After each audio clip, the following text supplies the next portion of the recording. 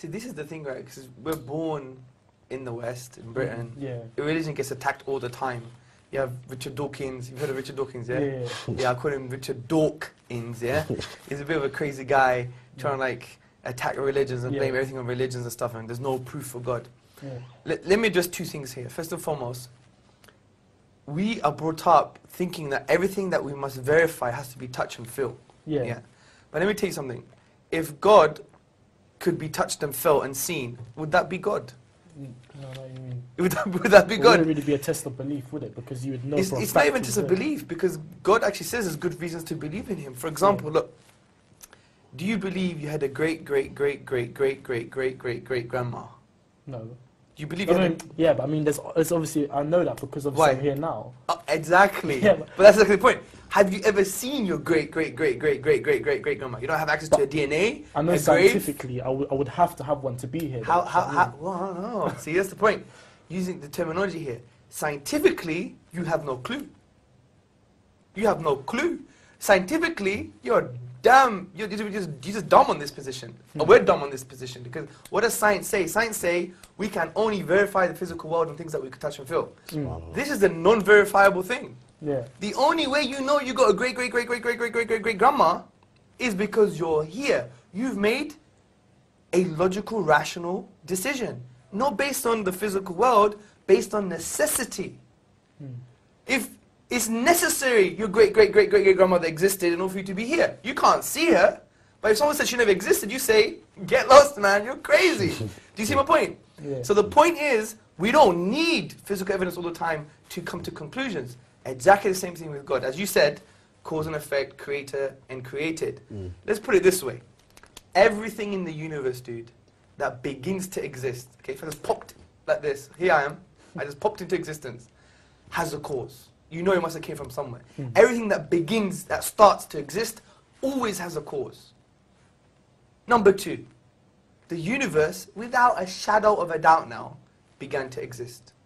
Based on philosophy, mathematics, Big Bang. You know about the Big Bang, yeah? Yeah, well, yeah. It's not that thing after too many curries, right? Yeah, the Big Bang, okay? So from all this, we know the universe began to exist. So what logically follows? Therefore, the universe has a cause. So we just say, right, without a doubt, we know the universe has a cause. What is the nature of this cause? Well, if you create the universe, it can't be part of the universe. Because if it's part of the universe, then that would mean the universe existed and didn't exist at the same time. Madness. Does that make sense? No. That's just crazy. Madness. Can Abu Bakr exist and not exist at the same time? Don't make no Although sense. we may want him not to exist. Because he talks a lot, yeah. Yeah, I'm only kidding. So there's that. It must be one.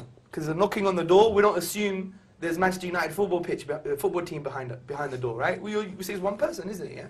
It's the most logical explanation. We know it must be all-powerful. It didn't create a grain of sand, it created the whole universe, right? Yeah. And we know it must be uncreated. Because some people say, well, who created God? It must be uncreated. Why? Don't know why. But let me give you an example. Say I want to shoot you, yeah? Yeah. Good style like this, yeah?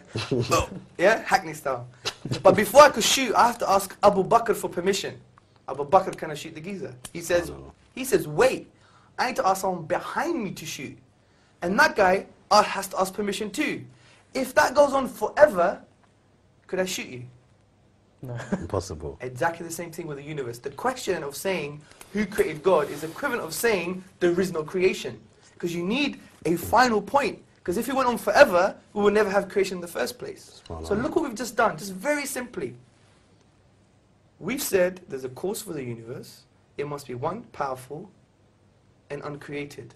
This is exactly what the Quran says. قُلْ هُوَ اللَّهُ أَحَدٌ اللَّهُ الصَّمَدُ لَمْ يَلِدْ وَلَمْ يُولَدْ وَلَمْ يَكُنْ لَهُ كُفُوًا أَحَدٌ. Say God is one, unique, eternal, self-sufficient. He begets not, nor was he begotten. He's uncreated. And there is nothing like him. He's immaterial. He's outside of the universe. Yeah. So just using our aql in Islam is our intellect. Reflection, as the Quran always tells us to reflect. He uses the word يَتَفَكَّرُونَ, for those who reflect. Because the Quran is for reflecting human beings. So we come to the conclusion that there must be a God. For me, I think that's irrefutable evidence there. Yeah. We could even go slowly through it again. You could Because they were very basic concepts, weren't they? Yeah. So there's evidence for it. Yeah, there's evidence for it. And then what I would say now is God an absentee landlord? He just give you the keys and will go away. No, how could we apply something to God that we never apply to ourselves? I got a BlackBerry, right? What came with my BlackBerry? A manual came with my BlackBerry. Yeah. Human beings made this, No. and they made the manual. No. So we make manual for things. We're Well, saying God wouldn't give us guidance. We're Subhanallah. actually being saying lesser for the being that created the whole universe. Subhanallah. We must be chiefs if we think that, man. We must be crazy.